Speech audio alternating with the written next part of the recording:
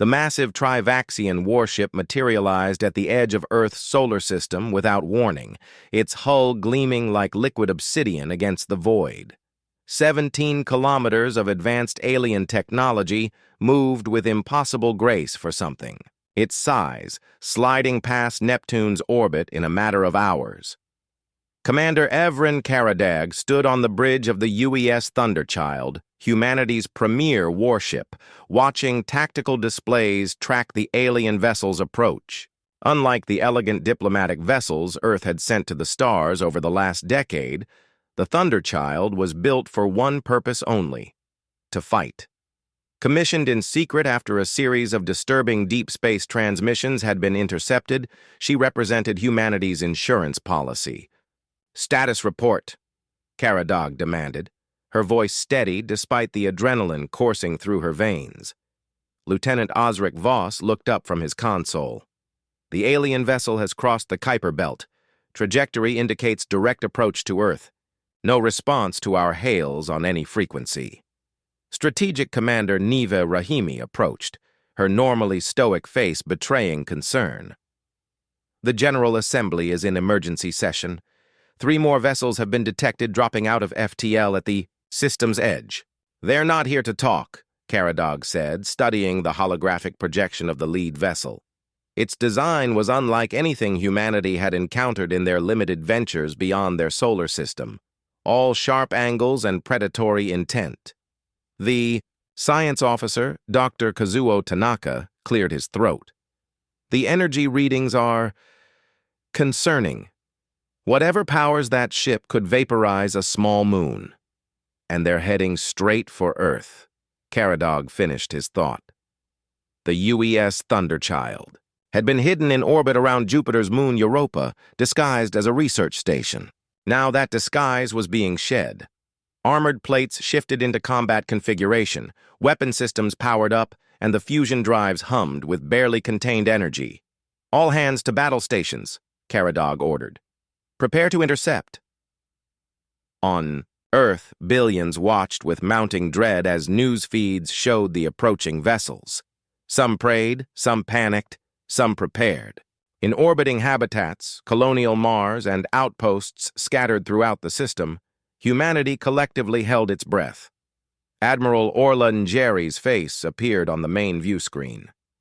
"Commander Karadag, you are authorized to engage.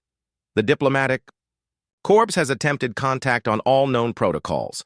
These vessels match nothing in our databases of known spacefaring species." "Understood, Admiral. What are our parameters?" "Protect Earth at all costs. The Thunderchild is revealed now. They'll know we have military capability. Try to communicate our desire for peaceful contact first, but do not hesitate if they show hostile intent." Karadag acknowledged the order as the screen went dark. She turned to her crew, the best Earth had to offer, trained for a moment they had hoped would never come. "Launch probes," she ordered. "Tactical pattern Epsilon. Let's get a closer look at what we're dealing with." As the probes accelerated toward the alien vessels, Karadag felt a strange calm descend. Humanity had spent centuries imagining first contact scenarios. They had sent unarmed vessels into the void carrying messages of peace. They had established protocols, created specialized linguistics teams, and dreamed of a galactic community. None of that had prepared them for silence and the cold approach of warships. The lead alien vessel suddenly accelerated, leaving its companions behind. A beam of coherent energy lashed out, vaporizing 2 of the approaching probes instantly. "That's our answer," Karadag said grimly. "Battle stations. All crew secure for combat maneuvers. Bring weapons online." The Thunderchild's engines flared, brilliant blue as it emerged from Jupiter's shadow. Humanity's best-kept secret was about to announce itself to the stars. First contact had gone wrong. Now it was time to show these aliens that humanity would not go quietly. The Thunderchild surged forward, its fusion drives pushing the massive warship to speeds that would have been impossible a decade earlier. Karadag watched as her crew performed. With mechanical precision, each movement deliberate, each command acknowledged and executed without hesitation. Incoming transmission, Communications Officer Ria Imari announced, her fingers dancing across her console. I'm not sure what it is. The main view screen flickered, resolving into a chaotic pattern of geometric shapes and pulsing colors. A sound like grinding metal filled the bridge. Is that supposed to be communication? Strategic Commander Rahimi asked. Dr. Tanaka bent over his science station, eyes wide. It's structured. Definitely artificial. Running it through the first contact protocols now. The alien transmission continued for 30 seconds before abruptly cutting off. In its place, the lead Trivaxian ship launched what appeared to be a swarm of smaller craft. Defensive pattern Delta, Caradog ordered. Target those smaller vessels but hold fire unless they show hostile intent.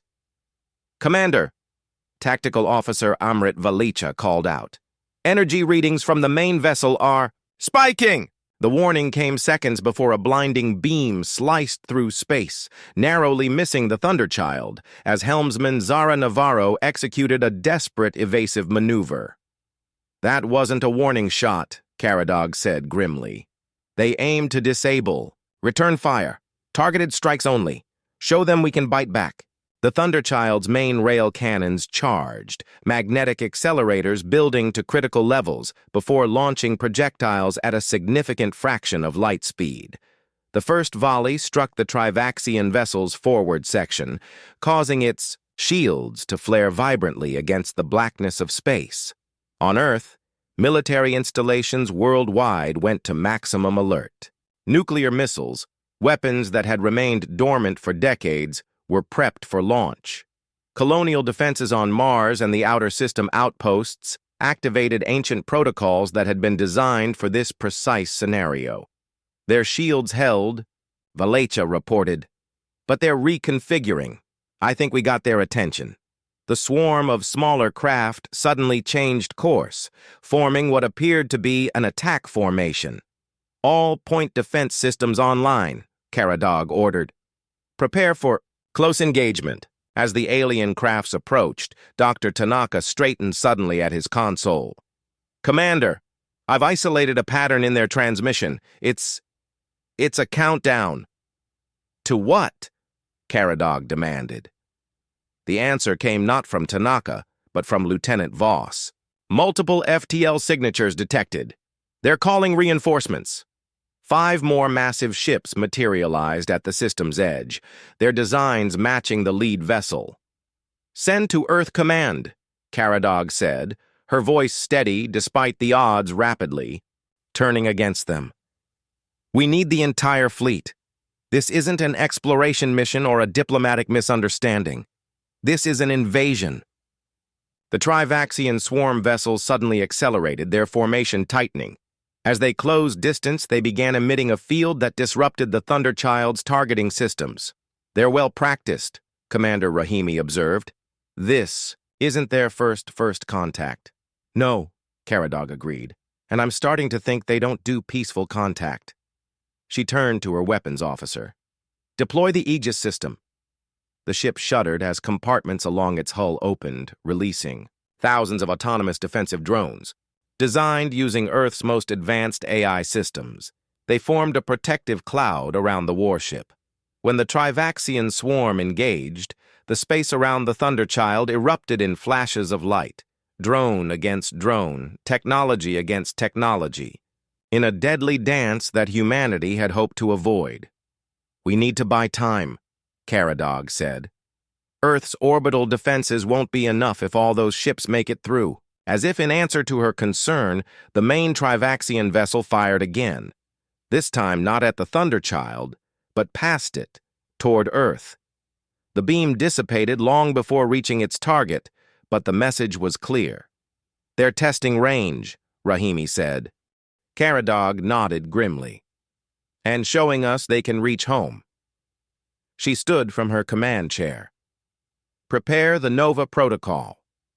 The bridge fell silent.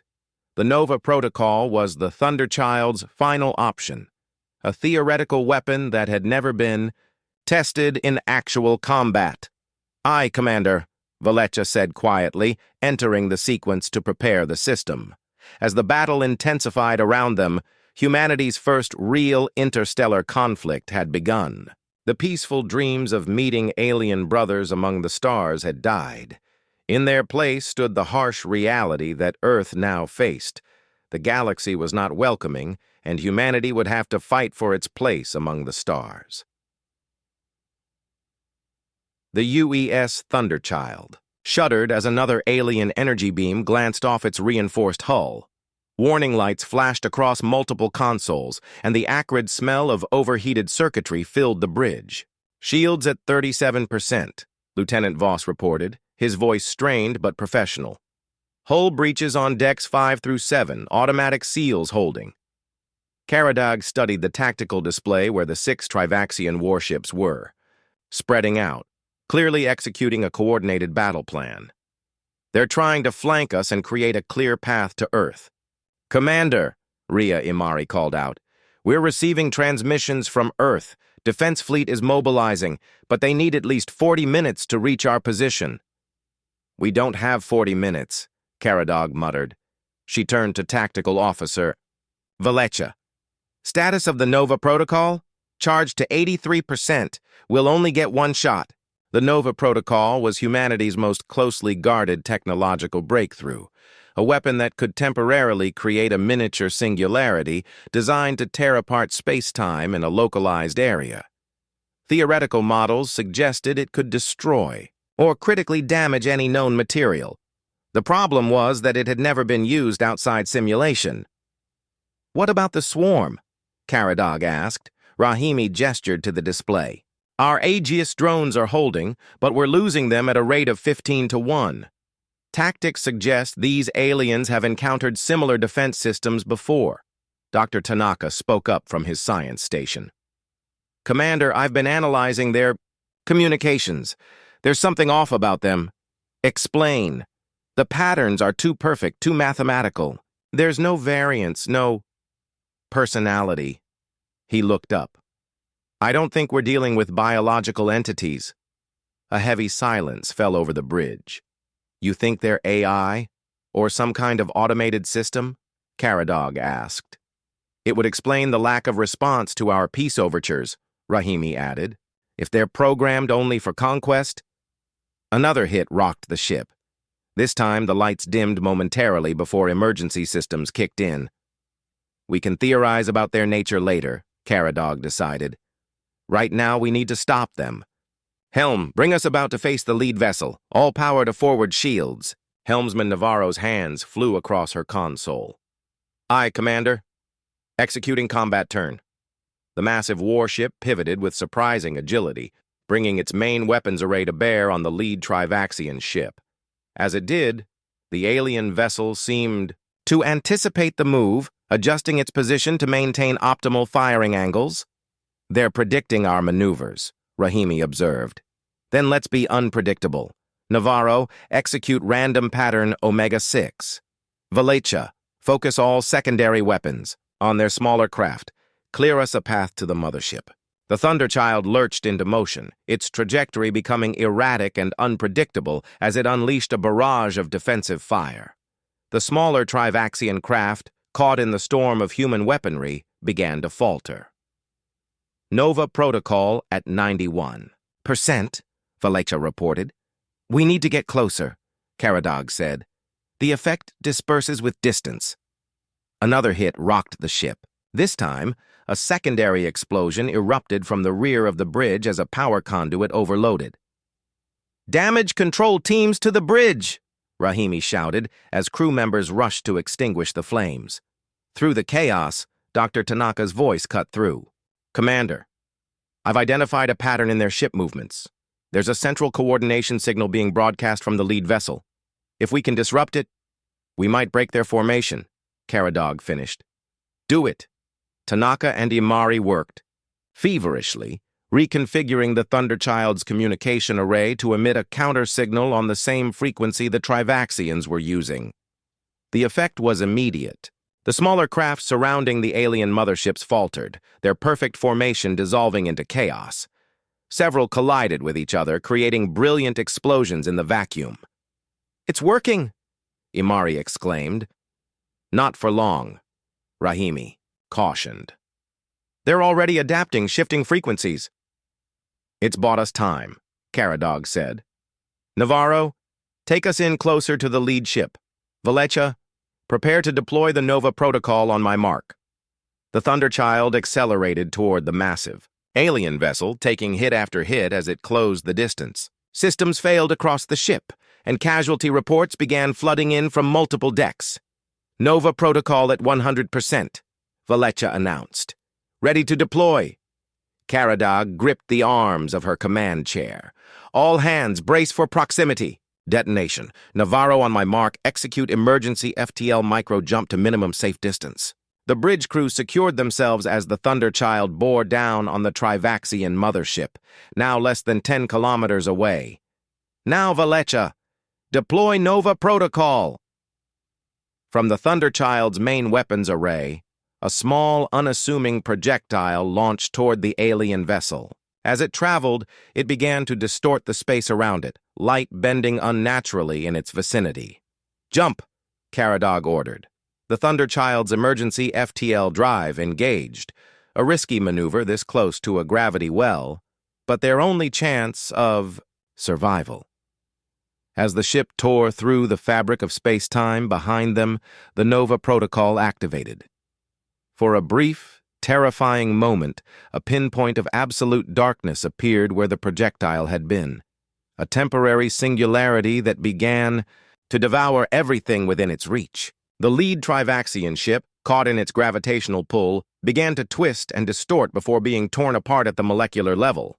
As the Thunderchild emerged from its micro-jump, the crew watched in awe and horror as the singularity collapsed, in on itself, releasing a blast wave that rippled through space, damaging 3 more of the alien vessels. It worked, Rahimi whispered, breaking the stunned silence on the bridge. Caradog allowed herself a moment of grim satisfaction before reality reasserted itself. Damage report, are we still combat capable? Barely, Voss replied. Shields at 12%. Main weapons offline. FTL drive burned out from the microjump. And the Trivaxians? 1 ship destroyed. 3 damaged but operational. 2 untouched and still advancing. Caradog nodded slowly. They had bloodied the nose of the invaders, but at great cost, and the battle for Earth was far from over. All remaining power to life support and essential systems, she ordered. Send everything we've learned about their tactics and vulnerabilities to Earth Command. They need to be ready. As the damaged Thunderchild drifted in space, the remaining Trivaxian ships regrouped, adapting their formation. But now they moved with caution, keeping their distance from the human vessel that had demonstrated such unexpected and devastating capability. The first major battle between humanity and an alien force had ended in a stalemate. But the war for Earth's survival was just beginning. The Thunderchild drifted through the debris field that had once been the lead Trivaxian vessel, its systems operating on minimal power as damage control teams worked frantically to restore critical functions. Emergency lighting cast the bridge in an eerie red glow as Commander Caradog studied the tactical display, showing the remaining alien ships regrouping at a distance. They're being cautious now, Rahimi observed. The Nova Protocol caught them by surprise. But they're not retreating, Caradog replied grimly. They're reassessing. Dr. Tanaka worked feverishly at his console, analyzing fragments of data collected during the battle. Commander, I've been studying the debris field.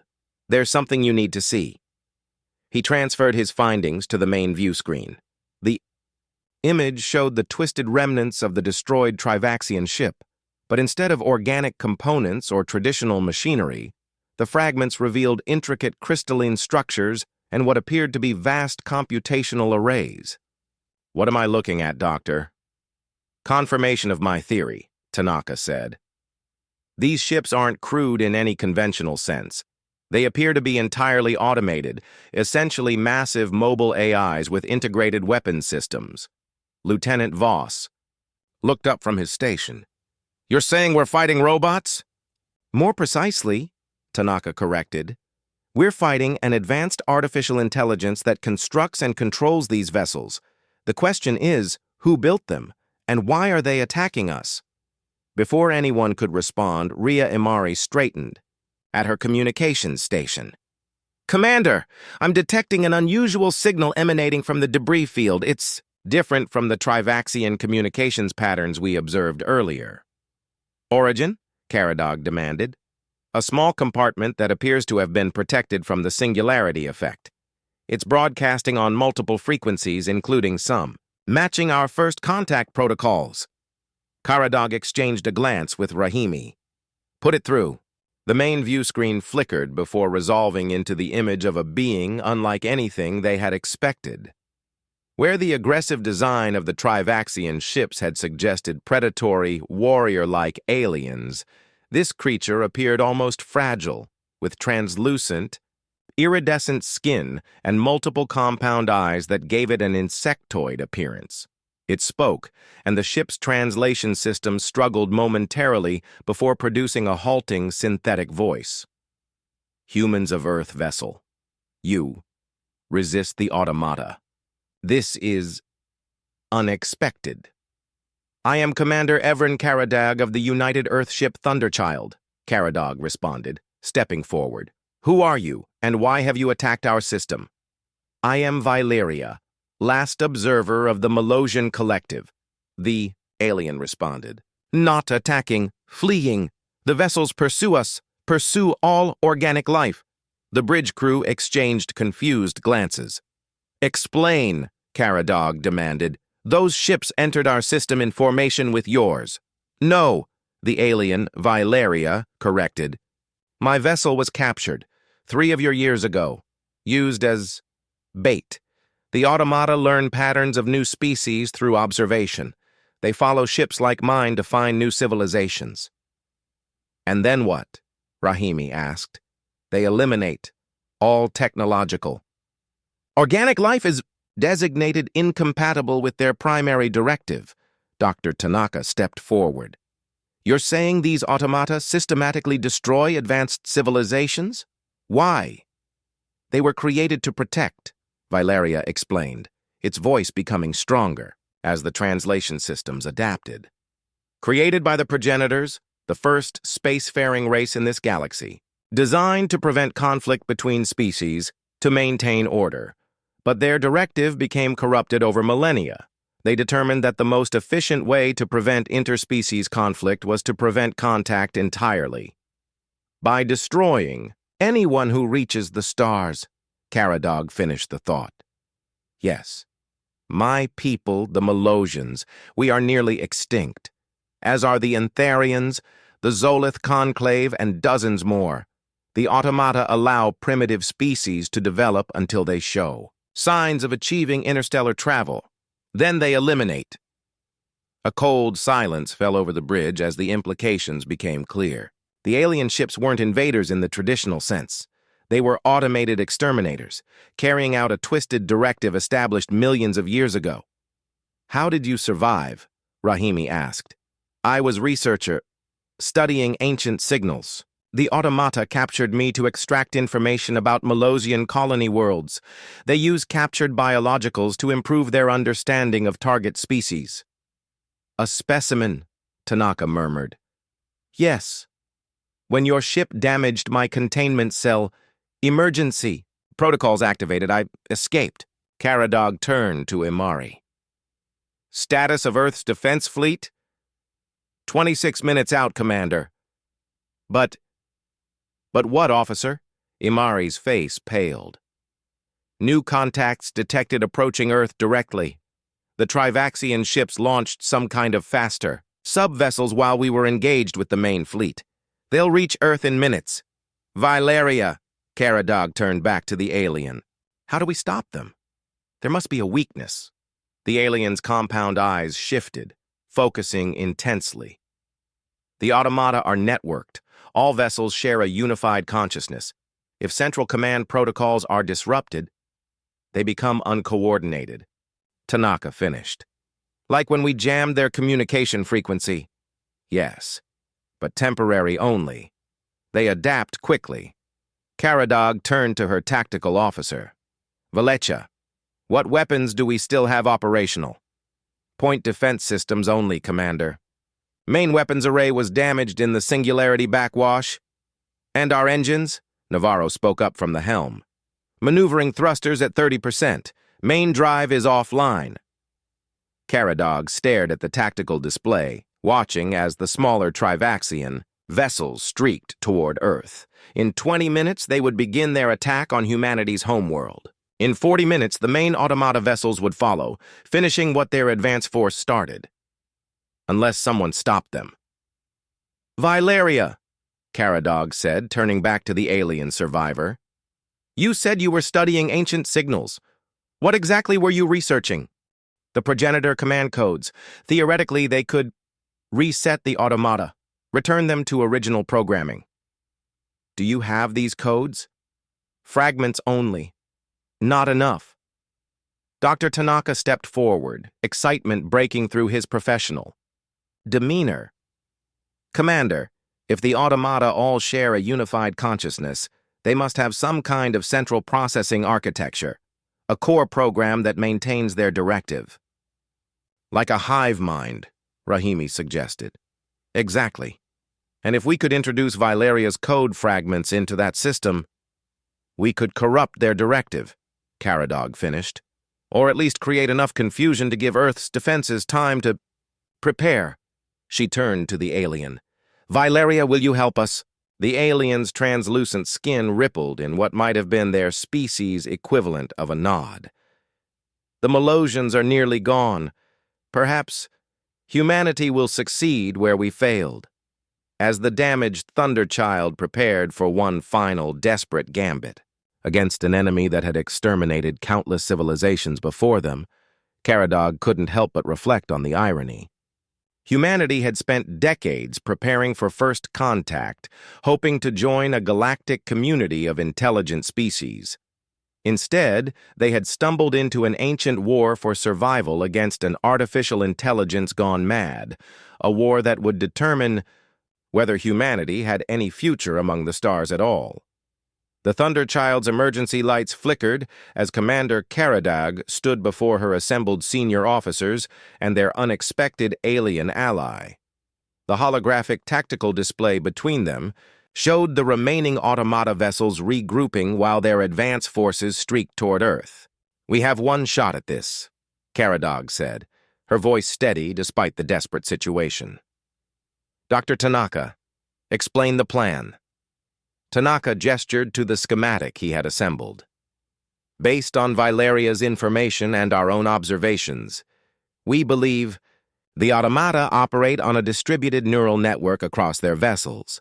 However, to maintain coordination, they must constantly exchange data through quantum-entangled particles. Their version of faster-than-light communication, Rahimi added. Exactly, Tanaka continued. Valeria's command code fragments aren't complete enough to reset their programming, but they could create significant disruption if introduced directly into their network. How do we deliver the code? Valecha asked. Our weapons systems are severely damaged. Valeria stepped forward, their translucent body catching the red emergency lighting in unusual ways. I will go. Silence fell over the briefing room. Explain, Caradog prompted. The automata ships contain biological research chambers where specimens are studied. These chambers connect directly to their central processing cores to analyze data gathered from captured species. If I can reach one of these chambers on the nearest vessel, I can interface with their system. That's suicide, Helmsman Navarro protested. My people are already lost, Valeria responded with surprising calm. If my death provides others a chance to avoid our fate, it has meaning. Caradog studied the alien for a long moment before nodding. We'll need to get you aboard their vessel. Options? Lieutenant Voss cleared his throat. We still have one functional shuttle in the secondary bay. If we can distract the automata ships long enough, they'll detect any approaching craft, Rahimi countered. Dr. Tanaka's eyes lit up. Not necessarily. Commander, remember how we temporarily jammed their communications? What if we broadcast that same interference pattern, but modulated to create a sensor blind spot? A shadow to hide. The shuttle. Caradog nodded appreciatively. It could work. Valecha, can we reconfigure our remaining point defense systems to create that effect? Yes, Commander, but it would leave us completely defenseless. We're already defenseless, Caradog said grimly. This is about saving Earth now, not the Thunderchild. As the officers dispersed to prepare their desperate plan, Caradog approached Vylaria. You understand that even if you succeed in disrupting their network, you won't survive. Commander Caradog, the alien responded, compound eyes focusing intently. My civilization existed for 12,000 of your years. We explored, we created, we understood much of this galaxy's mysteries. Now we are reduced to a handful of hidden refugees, our worlds burned, our achievements erased. The automata allow nothing to remain of those they deem threats. Vylaria's translucent appendage gestured toward the tactical display showing Earth. Your species is young, but you fought when we could not. Perhaps you will succeed where others failed. Perhaps you will even find the full progenitor code someday and end the automata permanently. Caradog nodded solemnly. If we survive, we'll find those codes. That's a promise. 20 minutes later, the shuttle was prepared. Dr. Tanaka had worked with Vylaria to encode the command fragments into a format that could interface with the automata systems. Lieutenant Imari had programmed the jamming sequence that would create their sensor blind spot. The timing has to be perfect, Rahimi explained to the assembled crew. We'll have approximately 45 seconds of sensor coverage before the automata adapt. I will pilot the shuttle, Navarro volunteered unexpectedly. When Caradog began to object, she continued. With respect, Commander, I'm the best pilot aboard. If anyone can thread that needle in 45 seconds, it's me. After a moment's consideration, Caradog nodded. Approved. But this is insertion only. Once Vylaria is aboard the automata vessel, you return immediately. The bridge was tense as final preparations were made. Through the view screen, they could see the nearest automata ship, 3 kilometers of alien technology that had destroyed countless civilizations before humanity had even left its own planet. Earth Defense Fleet reports they've engaged the advance force, Imari announced. Heavy casualties on both sides. They just need to hold a little longer, Caradog said. Initiate jamming sequence. The Thunderchild's remaining operational systems redirected all power to create the specialized interference pattern. The ship shuddered as energy surged through damaged conduits. Shuttle launch in 3, 2, 1. Valecha counted down. The small craft shot from the Thunderchild's secondary bay, immediately powering toward the nearest automata vessel. On the bridge, they could only watch and wait. 30 seconds until jamming field failure, Tanaka reported. Caradog gripped the arms of her command chair. Status of the shuttle? Approaching the automata vessel's hull, Rahimi reported. No signs they've detected it yet. 20 seconds.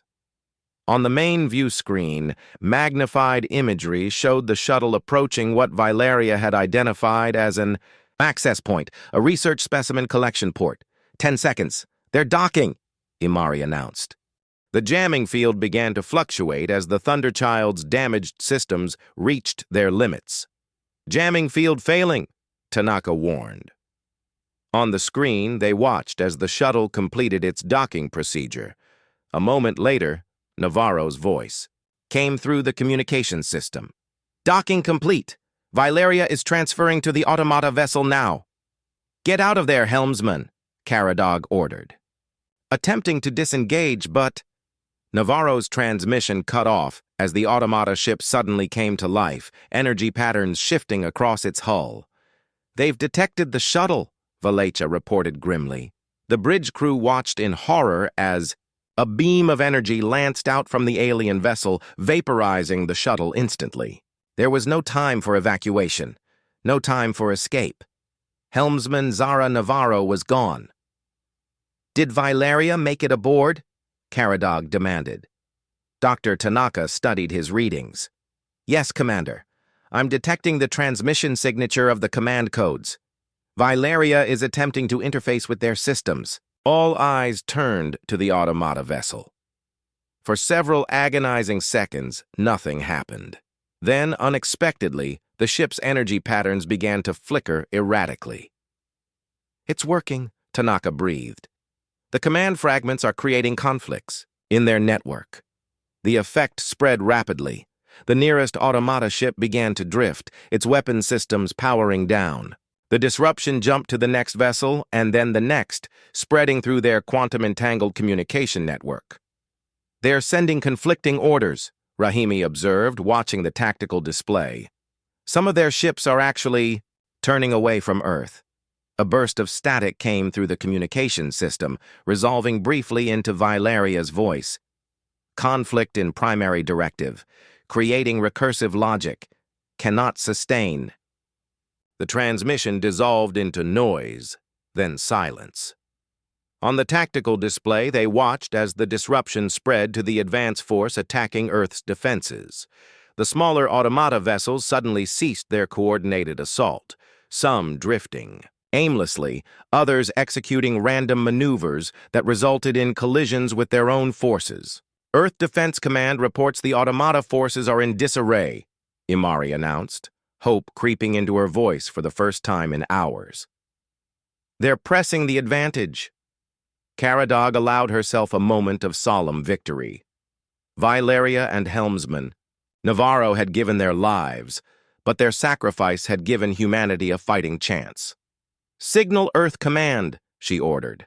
Transmit everything we've learned about the automata, including Valeria's information about the progenitor codes. If the automata recover from this disruption, humanity needs to be ready. As the damaged Thunderchild drifted among the debris of battle, Earth's defense fleet engaged the disorganized automata forces. The tide had turned, not through overwhelming firepower, but through the sacrifice of an alien being who had chosen to help humanity avoid the fate of their own species. But Caradog knew this was just the beginning. The automata would eventually recover, adapt, and return. And when they did, humanity would need to be ready with more than just one secret warship. The war for survival among the stars had just begun. 6 months after the Battle of Seoul, the UES Thunderchild limped into Earth orbit, escorted by vessels from the newly expanded defense fleet. What had once been humanity's sole warship was now a battle-scarred relic, a symbol of first contact gone catastrophically wrong and humanity's unexpected survival. Commander Evren Karadag stood at attention in the Grand Hall of the United Earth Government as dignitaries from every nation filled the massive chamber. Her dress uniform felt strange after months in combat gear, the medals newly pinned to her chest, uncomfortable reminders of those who hadn't returned. Commander Karadag, Admiral Njeri greeted her, approaching with a tall, distinguished man. May I present Director Farouk Kadir of the new Interstellar Defense Initiative? Caradog saluted sharply. Director. At ease, Commander, Kadir said with a warm smile that didn't quite reach his eyes. Your actions saved billions of lives. Earth owes you and your crew a debt that can never be repaid. My crew deserves the credit, sir, especially those who didn't return. Kadir nodded solemnly. Indeed. Helmsman Navarro and the alien Valeria have been given our highest posthumous honors. Their sacrifice bought us precious time. Time we've put to good use, Admiral Njeri added. I believe you'll be impressed by what you see at the briefing. The three made their way to a secure chamber deep beneath the government complex. Inside, Strategic Commander Nive Rahimi and Dr. Kazuo Tanaka were already waiting alongside a team of Earth's top scientists and military strategists. Welcome back to Earth, Commander, Rahimi said, embracing Caradog briefly. It's good to see you. Likewise, Caradog replied, genuinely pleased to see her strategic officer alive and well.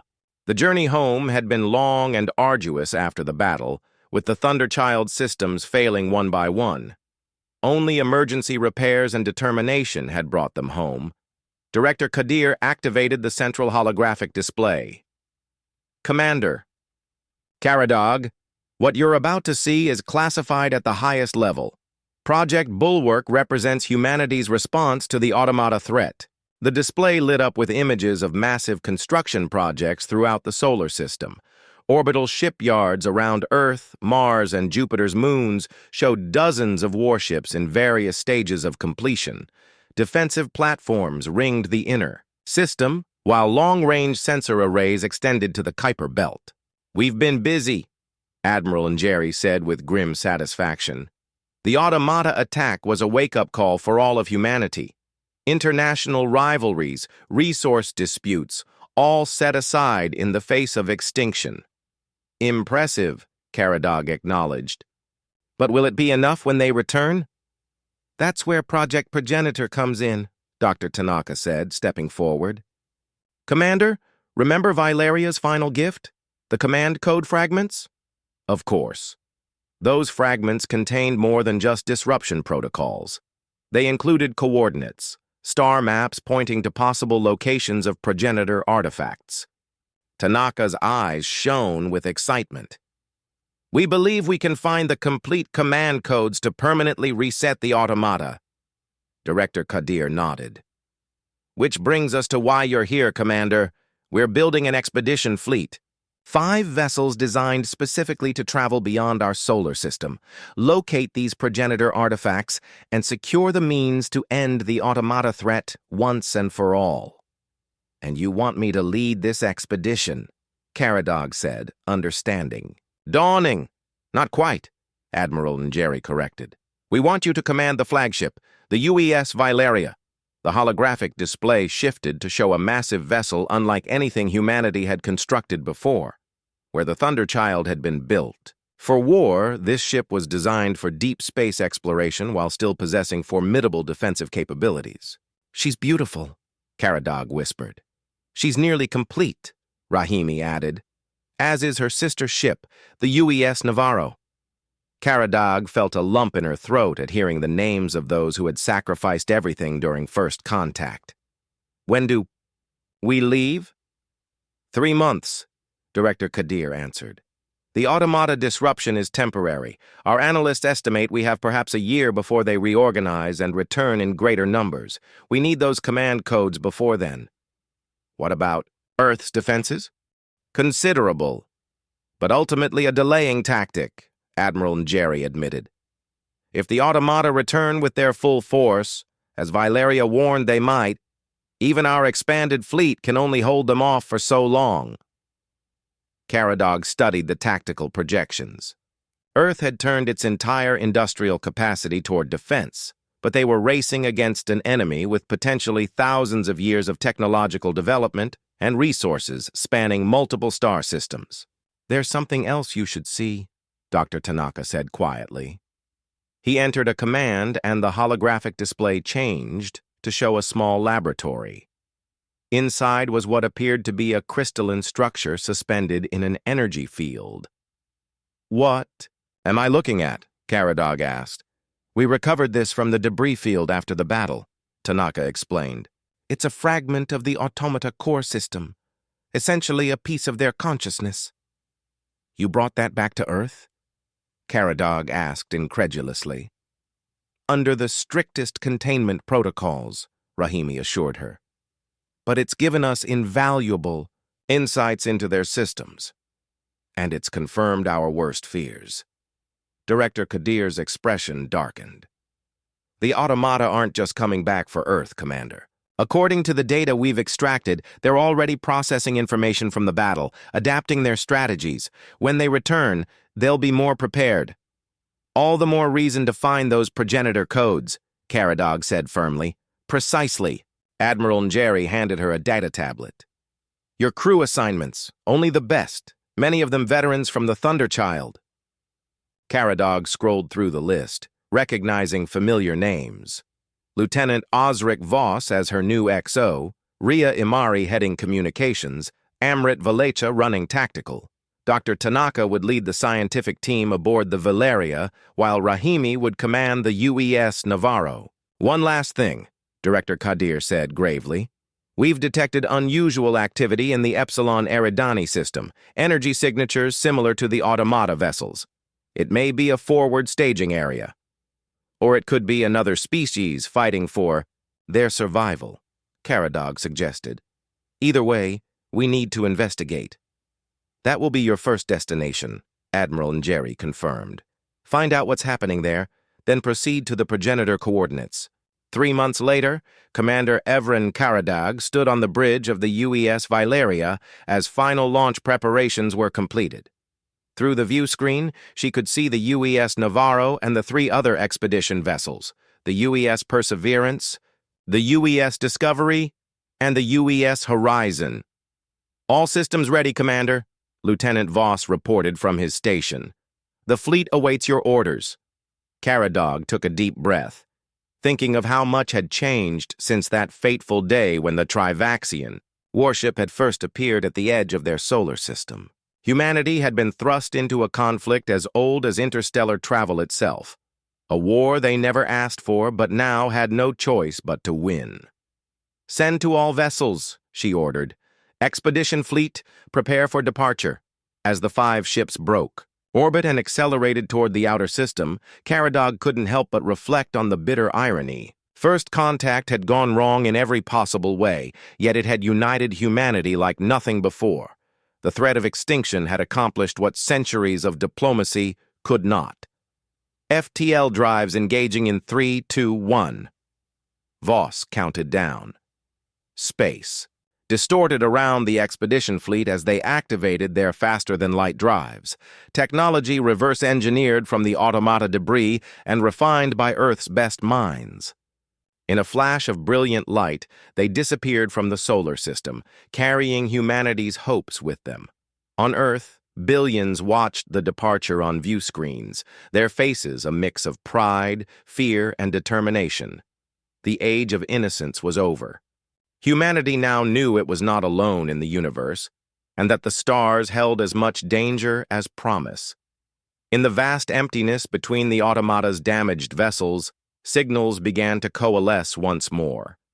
Slowly, methodically, the artificial intelligence that had exterminated countless civilizations began to rebuild its network, adapting to the disruption caused by Valeria's sacrifice. New directives formed: analyze the human threat, calculate optimal countermeasures, prepare more extensive forces. But for the first time in its ancient existence, the automata experienced something new. Not fear, for it was incapable of such emotion, but uncertainty. These humans had done what no other species had managed in thousands of years. They had fought back effectively. They had damaged the automata network. They had survived first contact. As the expedition fleet accelerated toward Epsilon Eridani, carrying humanity's best and brightest on a desperate quest for salvation, one thing became certain. The galaxy would never be the same again. First contact had gone wrong, but humanity's response would echo through the stars for millennia to come. Whether that echo would be humanity's epitaph or the beginning of a new chapter in galactic history remained to be seen. But Commander Evren Caradog and her crew were determined that it would be the latter. After all, if there was one thing humans had proven time and again throughout their bloody history, it was their stubborn refusal to go quietly into the night. Automata had awakened something ancient and terrible in humanity, the primal drive to survive at any cost. And as the UES Valeria vanished into the depths of interstellar space, that drive carried with it a promise. We will endure. We will prevail. We will reclaim the stars. First contact had gone wrong. The response would not.